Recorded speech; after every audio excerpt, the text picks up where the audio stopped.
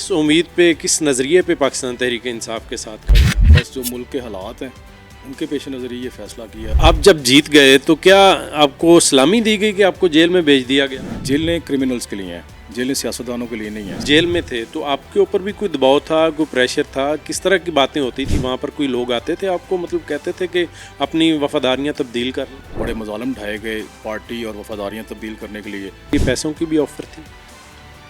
नहीं। हमारा channel subscribe करें और बेल आइकन पर क्लिक करें। देखते रहें पाकिस्तान खबर टीवी। अस्सलाम वालेकुम नाजरीन, मेरा नाम मियाँ इम्तियाज़ है और आप देख रहे हैं पाकिस्तान खबर डिजिटल। नाजरीन, ज़िमनी इंतखाबात भी हो चुके और इससे कबल आम इंतखाबात भी हो गए, लेकिन जो सियासी कशीदगी है, सियासी तनाव है, वो कम नहीं हो पा रहा।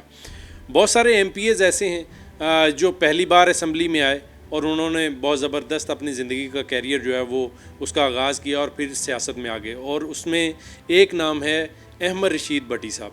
मेरे साथ मौजूद हैं, इनसे बात करते हैं और इनसे जानते हैं कि क्या चक्कर क्या था। एक ज़बरदस्त नौकरी कर रहे थे और बैरून मुल्क से आला तालीम हासिल की और उसके बाद फिर सियासत में आ गए। फिर वही सियासत में जिस तरह गालम गलोच की सियासत है, तो ये कैसे इसको मैनेज करेंगे? सर, बहुत शुक्रिया आपका, आपने वक्त दिया। बताइए, एक ज़बरदस्त ज़िंदगी गुजार रहे थे आप, तो क्या मसला क्या बन गया? आपको कोई परेशानी थी कि आपने समझा कि मुसीबत में रहना? नहीं जी, मसला कोई नहीं बना। बस जो मुल्क के हालात हैं उनके पेश नज़र ये फ़ैसला किया। सर्विस में भी जाने का मकसद यही था कि अपने लोगों की, अपने अवाम की खिदमत करें। और जब वहाँ पे ये नतीजे पे मैं पहुँचा कि यहाँ पे रहते हुए कोई सर्विस में काम करने का मौका नहीं मिल रहा, तो मैंने देखा कि सियासत ही एक ऐसा शोबा है जिसमें जाके अवाम के लिए खिदमत करने का मौका मिल सकता है। आपने CSS किया। CSS तो लोगों का ख्वाब होता है, लोगों की ज़िंदगियाँ जो हैं वो पढ़ाई में गुजर जाती हैं और उसके बाद वो CSP ऑफ़िसर बनते हैं। तो ये CSS करने के बाद एक ज़बरदस्त ब्यूरोक्रेट और फिर उसके बाद सियासत में आ गए, इस सफ़र को कैसे देख रहे हैं? अच्छा कौन सा? देखें, दोनों की अपनी अपनी अहमियत है, दोनों के अपने अपने फ़वाइद हैं। सर्विस में जब मैं आया, सर्विस में आने का मकसद भी मैंने जैसे पहले जिक्र किया तो यही था कि अवाम की खिदमत करना मेरा मकसद था। लेकिन उसमें मैं वहाँ पे मुझे मौके नहीं मिल सके, तो मैंने देखा कि वहाँ पे वक्त ज़ाया करने की बजाय बेहतर है वो रास्ता इख्तियार किया जाए जहाँ पे जाके अवाम के लिए काम किया जा सकता है। तो मुझे वो सियासत ही नज़र आया। तो मैं समझता हूँ कि उससे भी मैंने बहुत कुछ सीखा और सियासत में आकर भी बहुत कुछ सीखने को मिल रहा है। बट साहब, आपका हलका जो है ये बड़ा टफ़ कंपटीशन था वहाँ पे, क्योंकि ये वो हलका है जहाँ पर मियाँ बरादरान यानी मियाँ नवाज शरीफ, शहबाज शरीफ, जाती उमरा और ये सारा इर्द गिर्द के सारे गांव जो हैं, तो वहाँ पे बड़ा ज़बरदस्त कंपटीशन जो है वो होना था, लेकिन फिर भी आप जीत गए। कंपटीशन तो बड़ा ज़बरदस्त हुआ जी, लेकिन उसमें यह कि प्री पोल रिगिंग बहुत ज़्यादा हुई। हमारे हलके से बहुत से जो नौजवान वोटर से उनके वोट्स वहाँ से शिफ्ट कर दिए गए। फिर हमारे पोलिंग स्टेशंस जो हैं उनमें बहुत खुर्द की गई। मसलन अगर एक गांव है, फ़र्ज़ कर लें जनजाता मेरे हलके में, उसके बहुत से वोटर्स हैं उनको रायविंड में शिफ्ट कर दिया गया। बैरिया टाउन एक आबादी है हमारे हलके में, उसके वोटर्स को वहाँ से कोई 20-22 किलोमीटर दूर तालाब सराय में एक गाँव है, वहाँ पर शिफ्ट कर दिया गया। इस तरह से जो उनको लगा कि यहाँ पर अक्सरियत ऐसे लोगों के जो PTI को वोट करेंगे, उनके वोट्स को वहाँ से बाहर शिफ्ट कर दिया गया। तो इससे हमें खासा नुकसान हुआ। लेकिन इसके बावजूद आपने देखा कि 8 फरवरी को लोगों ने निकल के वोट डाला और पाकिस्तान तहरीक इंसाफ के हमायत याफ्ता उम्मीदवारों की हमायत में। ये आपकी इलाके में वर्किंग थी, पाकिस्तान तहरीक इंसाफ का वोटर था या इमरान खान से मोहब्बत थी? क्रेडिट किसको देते हैं? जी, दोनों को ही। देखिए, मैं भी पिछले कोई 2 साल से हल्के में एक्टिवली काम कर रहा था, लोगों के साथ रब्ता था, लोगों से प्यार मोहब्बत था। इसके अलावा मेरे बुज़ुर्गों की पिछले 30-35 साल की वहाँ पे खिदमत का एक सिलसिला है। मेरे वालिद साहब भी 2 दफ़ा असम्बली के मुंतखब रुकन रहे, तो उनका अपना भी एक वोट बैंक था। उसके साथ साथ पाकिस्तान तहरीक इंसाफ का भी लामहौला तौर पे एक वोट बैंक है वहाँ पे, जो कि इस इलेक्शन में साबित भी हुआ। आप जब जीत गए तो क्या आपको सलामी दी गई कि आपको जेल में भेज दिया गया? कह सकते हैं। देखें, ये वो हल्का है जिसको ऐसे ही समझा जाता है जैसे पीपल्स पार्टी के लिए लाड़काना है। तो पाकिस्तान मुस्लिम लीग नवाज़ जो है वो यही दावा करती है कि ये हमारा घर का हल्का है और ये हमारा ही रहेगा। पिछले कई दहाइयों से हम देखते आ रहे हैं, वहाँ से माँ सिवाय मेरे ख़ानदान के कोई और سیاسی جماعت کا امیدوار نہیں جیت سکا. 2 دفعہ وہاں سے میرے والد نے ہی نون لیگ کو ہرایا. اس کے بعد اب تیسری دفعہ میں نے وہاں سے اللہ تعالیٰ نے مجھے کامیاب کیا. اور یہ جو دعویٰ تھا ان کا یہ غلط ثابت ہوا کہ یہ نون لیگ کا حلقہ نہیں ہے. دیکھیں عوام کسی کی جاگیر نہیں ہے. عوام اس کو ووٹ دیتے ہیں جس سے ان کو توقع ہوتی ہے کہ وہ ان کے لیے کام کرے گا, ان کی بہتری کے لیے اسمبلی میں جا کے ان کی نمائندگی کرے گا. تو عوام نے میرے حق میں یہ فیصلہ کیا اس دفعہ. تو پھر کیسے شب و روز گزرے آپ کے جیل کے اندر, کیا سوچتے تھے آپ وہاں؟ جیل میں جی دیکھیں جیل جتنی بھی اچھی ہو, قید تو قید ہی ہوتی ہے. تو شب و روز ہمارے اللہ کا شکر ہے اچھے ہی گزرتے رہے. جو وقت گزر جائے وہ اچھا ہی ہوتا ہے. وہاں پہ زیادہ ہم ریڈنگ میں میرا وقت گزرا, کتابیں پڑھنے میں, ایکسرسائز کرنے میں. اور باقی ہمارے وہاں پہ پی ٹی اے کے کافی سارے کارکنان اس وقت جیل میں تھے, تو ان کے ساتھ گپ شپ میں اچھا وقت گزر گیا. تو یہ جب جیل آپ چلے گئے تو پیچھے خیال آیا آپ کے ذہن میں, کوئی بات ایسی آتی تھی کہ میں کدھر آ گیا یار, ہے کی مطلب کر بیٹھا؟ نہیں, کیونکہ میں بڑا کلیئر تھا جب میں سیاست میں آیا تھا. تو مجھے پتہ ہے کہ دیکھیں یہ سیاست کا حصہ ہیں یہ چیزیں, لیکن بدبختی ہے ایسا ہونا نہیں چاہیے.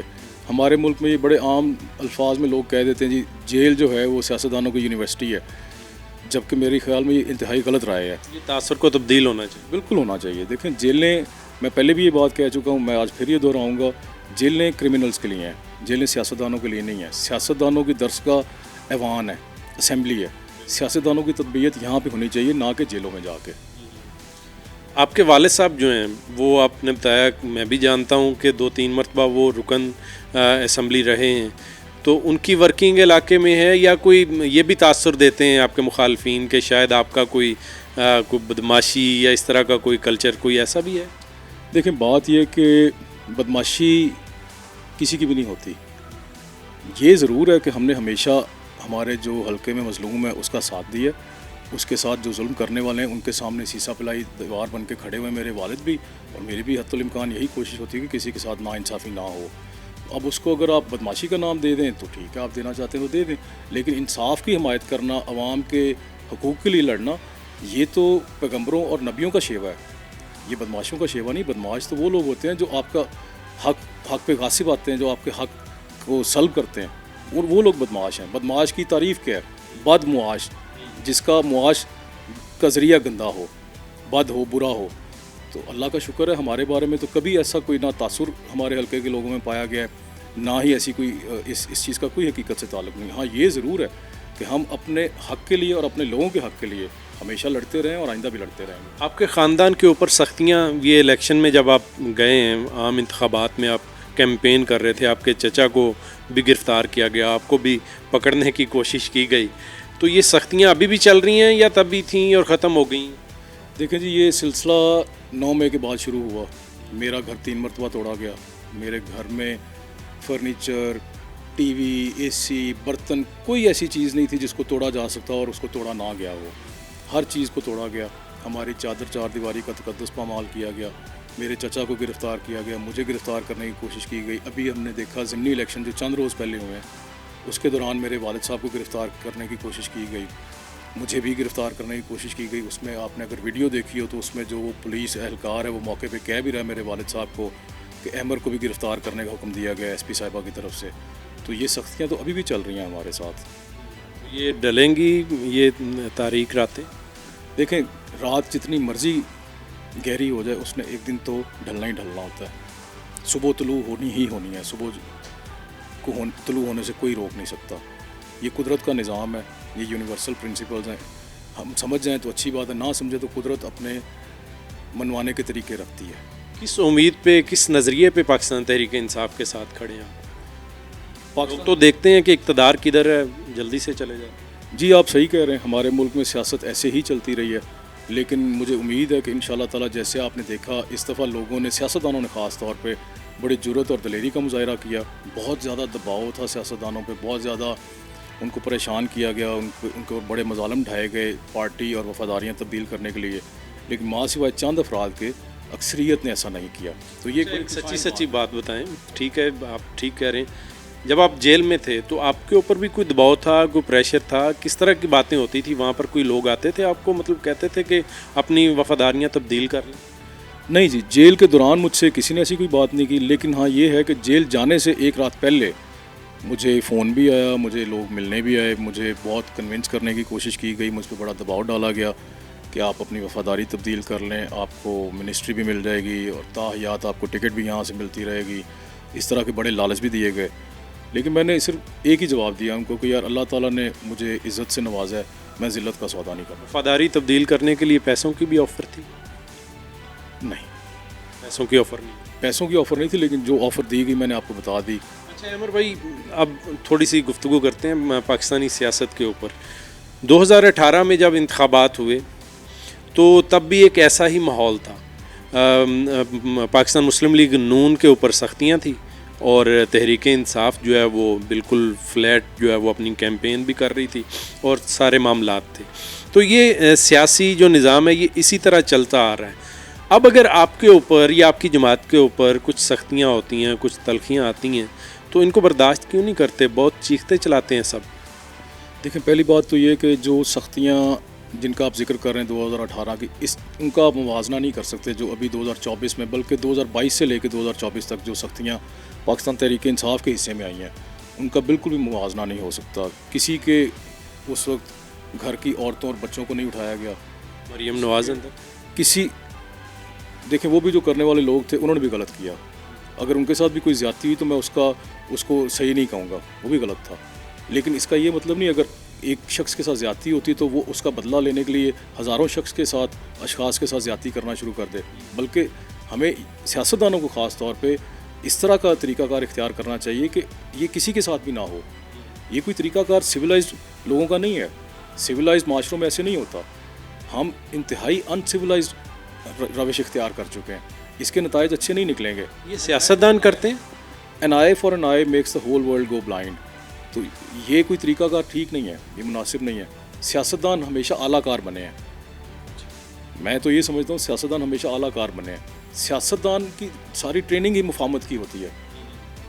سیاستدان چند افراد شاید ایسے پائے جاتے ہوں جو تصادم چاہتے ہوں, لیکن اکثریت ایسے لوگوں پہ مشتمل ہے جو ہمیشہ مفاہمت کی طرف جانا چاہتے ہیں, اور وہی صحیح رستہ ہے.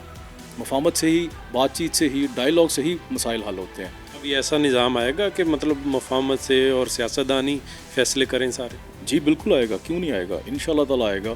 اور ہماری ساری جد و جہد, ہماری ساری توجہ یہی اسی چیز کے لیے کہ اس ملک میں رول آف لاء کی بالادستی ہو. ہمارا تحریک انصاف کا سلوگن بھی اگر آپ دیکھیں, انصاف, انسانیت, خودداری, ان تین چیزوں پہ مشتمل ہے. تو ہم یہی چاہتے ہیں کہ قانون اور آئین کی بالادستی اس ملک میں قائم ہو. 9 مئی میں آپ توڑ پھوڑ کر رہے تھے؟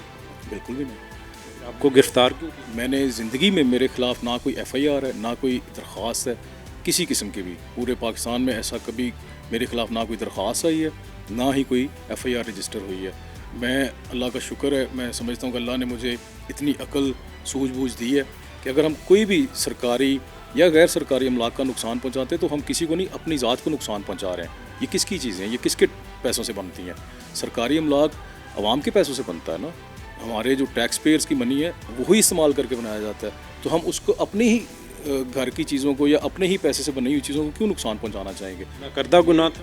یہ کوئی بھی سیاسی جماعت میرے خیال سے یہ کبھی کرنا نہیں چاہے گی. ہاں, چند انسیڈنٹس ہماری تاریخ میں ایسے پائے جاتے ہیں جہاں پہ ایسے وقوع رونما ہوئے, وہ بھی نہیں ہونے چاہیے تھے. 9 مئی کے حوالے سے اگر ہم بات کریں تو میں سمجھتا ہوں یہ تحریک انصاف کے ورکرز کا کام نہیں تھا. اس میں شر پسند عناصر تھے جنہوں نے یہ سارا کچھ کیا, اور ہم اس کی مذمت کرتے ہیں. جنہوں نے بھی یہ کیا اس کی ہم مذمت کرتے ہیں. آپ نے جو جیل کاٹی ہے یہ ایک ناکردہ گناہ تھا؟ جی بالکل, بالکل صحیح کہا آپ نے. اس میں آپ کا کوئی قصور؟ بالکل کوئی قصور نہیں ہے میرا. پھر ان لوگوں کو کب پتہ چلا کہ آپ قصوروار نہیں؟ دیکھیں, انہیں تو پہلے سے ہی پتہ تھا. یہ کوئی ایسی ٹھکی چھپی بات نہیں ہے جس کا پتہ نہ ہو. لیکن چونکہ میں رائے کے حلقے سے جیت گیا تو اس کے بعد تکلیف زیادہ تھی. مجھے یہی لگتا ہے, میری رائے میں ایسا ہی ہے کہ چونکہ میں ایسے حلقے سے جیت گیا جس پہ ہمیشہ سے وہ دعوے دار رہے ہیں کہ یہ ہمارا گھر کا حلقہ ہے. لیکن بدبختی یہ دیکھیں کہ بجائے اس کے کہ وہ مفاہمت کی طرف جاتے اور تسلیم کرتے جو عوام کا مینڈیٹ تھا اس کو, انہوں نے مینڈیٹ کو چوری بھی کیا. میرے حلقے میں بھی چوری کرنے کی کوشش کی گئی, لیکن اللہ تعالیٰ کا فضل تھا, ہم بچ گئے. اللہ نے ہماری مدد کی. ابھی تک میرے جو اپوننٹ کینڈیڈیٹ ہیں انہوں نے درخواستیں دی ہوئی ہیں, ری کاؤنٹ کی بھی, ٹرائبیونل میں بھی. میں سمجھتا ہوں کہ ہمارے سیاستدانوں میں اتنی میچورٹی اب آ جانی چاہیے کہ ہم نتائج کو تسلیم کریں. جہاں پہ نتائج فیئر ہیں, جہاں پہ صاف شفاف الیکشن ہوتا ہے, اس کو تو کم از کم ہمیں تسلیم کرنا چاہیے. جہاں پہ دھاندلی ہوئی ہے, جہاں پہ آپ سمجھتے ہیں صاف شفاف الیکشن نہیں ہوئے, وہاں پہ آپ کو اپنا جو قانون میں رہتے ہوئے حقوق ہیں ان کو استعمال. یہ روایت ہے کہ ہم لوگ نہیں مانتے, خاص طور پہ سیاستدان جب کہیں سے ہار جاتے ہیں, جس طرح 18 میں بھی یہ روایت قائم رہی, اور اب پاکستان تحریک انصاف جو ہے وہ کافی زیادہ سیٹیں جو ہیں وہ ہار گئی. تو جہاں سے ہار گئی وہاں پہ دھاندلی ہو گئی, اور جہاں سے جیت گئی وہاں سے دھاندلی, جس طرح لطیف کوسا صاحب. دیکھیں بات یہ کہ بات کرنی چاہیے شواہد کی بنیاد پہ. اگر کسی کے پاس ٹھوس ثبوت ہیں اس کو سامنے لے کے آنے چاہیے. بغیر ٹھوس ثبوت کے صرف سیاسی بیانات کی حد تک بات کرنے کا کوئی فائدہ نہیں ہوتا, وہ کسی جانب لگتی نہیں ہے, تو اس کا فائدہ نہیں ہے, آپ کی کریڈیبلٹی اس سے ایروڈ ہوتی ہے, تو وہ نقصان دہ ہوتی ہے. سر بہت شکریہ آپ کا, آپ نے وقت دیا. احمد رشید بٹی صاحب میرے ساتھ موجود تھے, اور یہ بالکل پہلی مرتبہ جو ہے وہ پنجاب اسمبلی میں یہ جیت کر آئے ہیں, اور خاص طور پر رائے ونڈ کے حلقے سے ان کی جیت جو ہے وہ معنی رکھتی ہے. میری دعا ہے کہ یہ پاکستان کے لیے, ملک کے لیے, قوم کے لیے کام کریں. اپنے میزبان میاں امتیاز کو اجازت دیجیے. اللہ نگہبان.